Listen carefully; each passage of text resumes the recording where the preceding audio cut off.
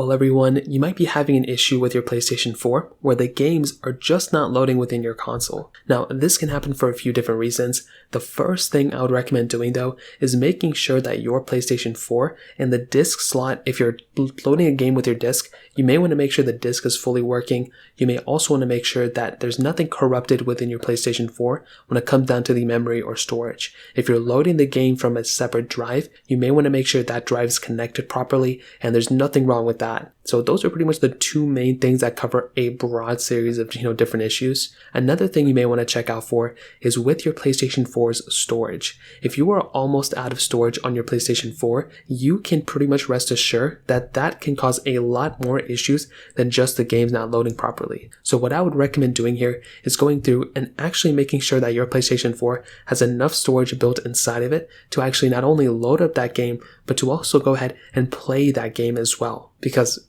chances are if you're playing that game, you may have to go and, download a couple more things within your console as well. So that's another thing you have to do too. Now, I would also recommend, if that is not the issue, to go ahead and just power off and power restart your PlayStation 4. Again, this is another thing you can do to pretty much fix this issue. So what I would recommend doing here is going through, clicking on your specific PlayStation 4, turning it off and turning it back on. That can almost fix a lot of different issues that you would have on a lot of your devices as well. And that is another thing I'd recommend looking into as well. Now, if that doesn't work, you may also want to consider actually updating your PlayStation 4. Now again, it's not a guarantee, this may not fix it for everybody, but if you can go ahead and update your PlayStation 4 to one of the more recent versions of software, then you should be good to go for the most part, and that is probably another thing I'd recommend looking into as well. So those are pretty much the main things I'd recommend doing. If you have any other thoughts or questions, please let me know in the comment section below. Hit the like button, that would mean so much, but definitely hit that subscribe button. More importantly than everything else, I love every single one of you guys.